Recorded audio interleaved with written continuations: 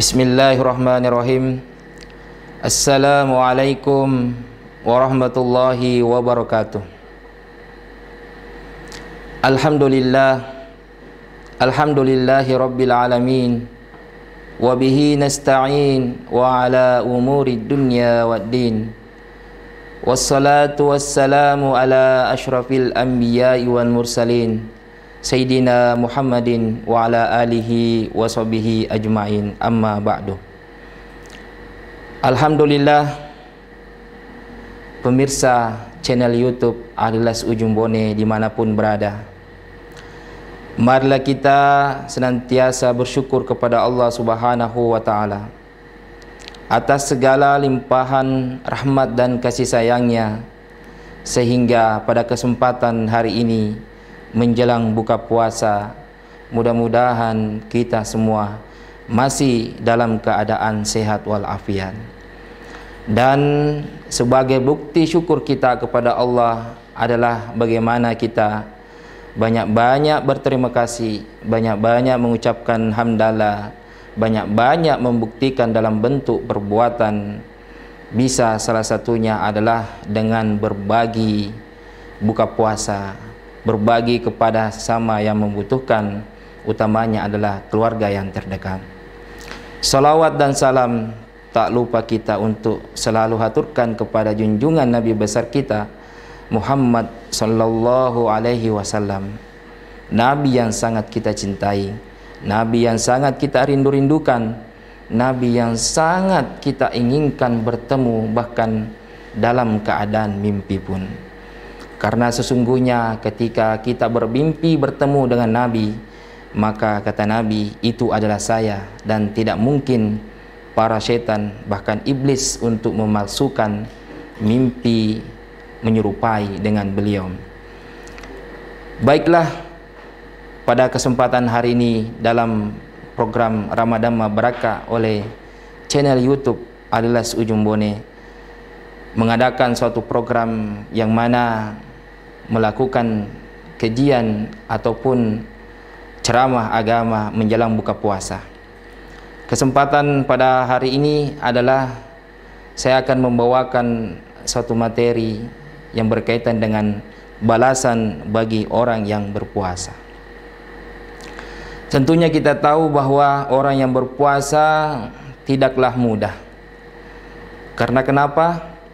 Selain daripada menahan diri dari tidak makan, minum, menahan hawa nafsu, menahan berhubungan di siang hari, juga selain daripada itu adalah bagaimana kita bisa menahan seluruh anggota tubuh kita agar tidak melakukan hal-hal yang bisa mengurangi pahala puasa kita.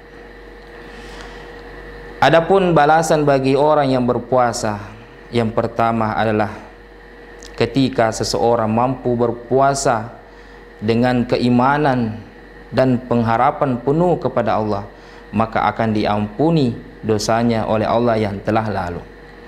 Sebagaimana sabda Rasulullah sallallahu alaihi wasallam, "Man shoma ramadhana imanan wa ihtisaba, ghufira lahu ma taqaddama min dzambi." Barang siapa yang berpuasa pada bulan suci Ramadan dengan keimanan dan penuh pengharapan hanya kepada Allah, ghufira lahu ma taqaddama min dzambi, maka akan diampuni dosa-dosanya yang telah berlalu. Ini tidak mudah, karena melakukan puasa harus disertai dengan keimanan dan penuh pengharapan hanya kepada Allah. Dalam hal keimanan di sini tentunya terkait dengan puasa yang kita lakukan adalah bagaimana kita merasa bahwa ketika kita berpuasa ada Allah yang menyaksikan.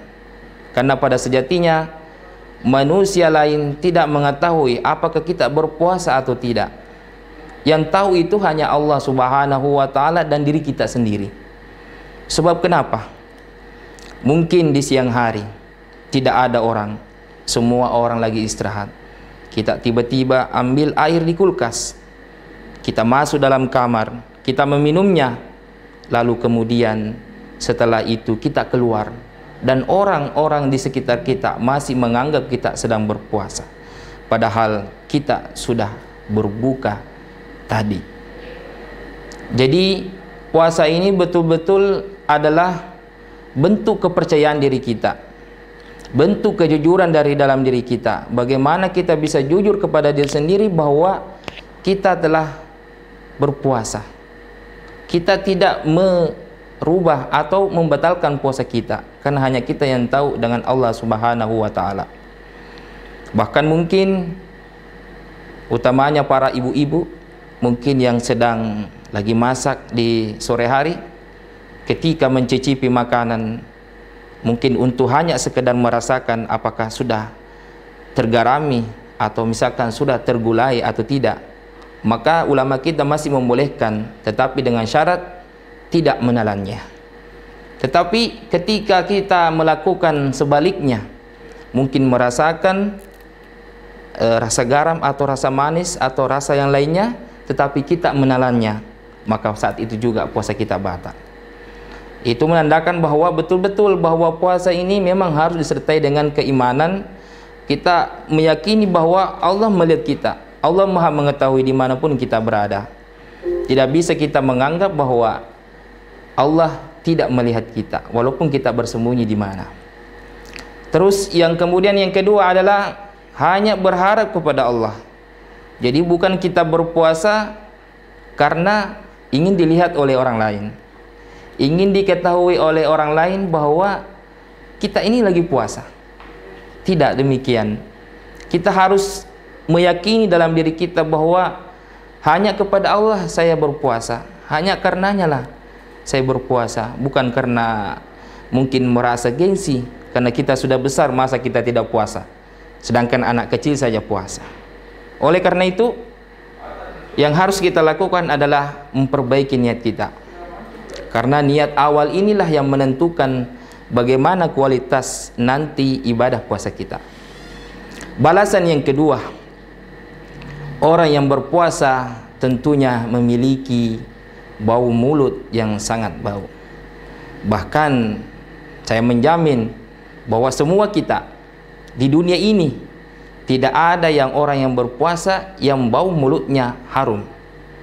Mungkin kalau ada itu luar biasa, tapi sejauh yang kita tahu dari media ataupun berita, belum ada yang saya dapatkan bahwa ada orang yang berpuasa tapi bau mulutnya sangat harum. Mungkin kalau ulama atau waliullah mungkin saja, tapi belum ada beritanya. Dari hadis Nabi juga dikatakan wala khulufu fihi atyabu indallahi min rihil misk. Jadi sungguh bau mulut orang yang berpuasa itu di sisi Allah nanti di hari kiamat lebih baik daripada harumnya minyak kasturi. Ya, kita tahu kalau seandainya kita menemukan di dunia ini ada bau harum yang seharum-harumnya, maka itu lebih harum lagi nanti di akhirat, ketika Allah menggantikan bau mulut orang yang berpuasa di dunia ini, di akhirat diganti dengan bau yang sangat harum, sehingga balasannya sungguh luar biasa. Jadi jangan khawatir bagi kita yang berpuasa merasa minder karena bau mulut. Ya, bisa mungkin kita pakai solusi dengan bermasker, karena itu juga mungkin berkahnya atau hikmahnya kita disuruh untuk bermasker. Di samping untuk menahan kita berbicara banyak, juga menahan kita mengeluarkan hawa bau yang tidak baik. Adapun balasan yang ketiga bagi orang yang berpuasa, kata Nabi, as-siyam wal Qur'an yashfa'ani bil abdi yaumal qiyamah. Qala as-siyam ya Rabb manattuhu at-ta'am wasyahawat bin nahar fashaffi'ni fihi. Wa qala al-Qur'an ya Rabb manattuhu an-naum bil lail fashaffi'ni fihi. Artinya, puasa dan Al-Quran akan memberikan syafaat bagi seorang hamba nanti di hari kiamat. Kata si puasa, wahai Tuhanku, aku telah menghalanginya dia dari tidak makan dan minum dan melakukan hubungan suami istri di siang hari, maka izinkanlah saya untuk memberikan syafaat kepadanya. Begitupun dengan kata Al-Quran, manattuhu naum bil-lail fasyafi'ni fihi. Ya Allah, saya telah menghalanginya dia dari tidur malam, maka izinkanlah saya untuk memberikan syafaat kepadanya. Jadi balasan ketiga ini adalah puasa mampu memberikan seseorang syafaat atau pertolongan nanti di hari kiamat. Karena ini adalah doanya puasa. Bahkan kita tahu dalam hadis qudsi yang sering kita dengar, bahwa kata Allah, as-saumu li wa ana ajzi bihi. Puasa itu untukku dan nanti saya akan langsung membalasnya. Jadi sungguh indah dalam puasa itu. Allah yang langsung membalasnya. Karena itu tadi, sebagaimana tadi hadis Nabi yang pertama, bahwa orang berpuasa itu yang tahu hanya Allah dan dirinya sendiri, sehingga balasannya pun itu Allah yang menentukan. Seberapa banyak balasannya, wallahu alam, Allah yang maha tahu. Intinya adalah bagaimana kita berpuasa dengan niat karena Allah Subhanahu wa ta'ala. Jamaah YouTube Alilas Ujung Bone dimanapun berada, sebentar lagi kita akan memasuki berbuka puasa. Mudah-mudahan hari ini kita masih segar, masih semangat, masih dalam keadaan mempersiapkan diri. Apalagi ketika orang berpuasa itu doanya sangat makbul. Maka perbanyaklah kita berdoa dan beristighfar kepada Allah. Lalu kemudian balasan orang yang berpuasa yang keempat adalah ketika kita berpuasa nanti akan dimasukkan ke dalam yang namanya surga Ar-Rayyan.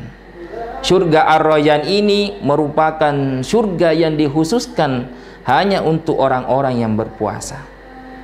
Kita tahu bahwa surga itu ada 8, dan surga yang tertinggi adalah surga Firdaus. Dan khusus kepada orang yang berpuasa adalah surga Ar-Rayyan. Ada juga surga khusus kepada orang yang ahli dalam sedekah.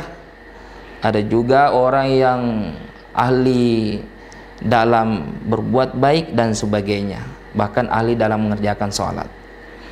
Jadi semua orang yang puasanya yang menjadi puasa yang berkualitas, menjadi puasa yang bukan hanya sekedar menahan diri dari makan, minum, dan menahan hawa nafsu di siang hari, tapi juga menahan diri dari tidak melakukan hal-hal yang bisa mengurangi pahala puasa. Misalkan puasanya juga dikaitkan dengan matanya, dengan hidungnya, dengan mulutnya, dengan pendengarannya, dengan tangannya, dengan kakinya, bahkan dengan kulitnya. Semua itu harus dipuasakan ketika kita ingin mencapai yang namanya makam puasa yang tertinggi. Jamaah YouTube yang dirahmati oleh Allah Subhanahu wa ta'ala dimanapun berada, saya kira demikian. Mudah-mudahan kita semua pada sore hari ini menjelang buka puasa, Allah membalas puasa kita dengan balasan yang sebaik-baiknya, balasan yang kita bisa dapatkan tadi, surga Ar-Rayyan, balasan yang tentunya nanti hanya Allah yang tahu sebagaimana puasa kita di dunia ini. Oleh karena itu, saya Abu Stan Falahuddin mengucapkan selamat menanti buka puasa. Mudah-mudahan puasa kita semua bisa diterima oleh Allah Subhanahu wa ta'ala. Akhirul kalam, wallahu muwaffiq ila aqwamit thoriq. Assalamualaikum warahmatullahi wabarakatuh.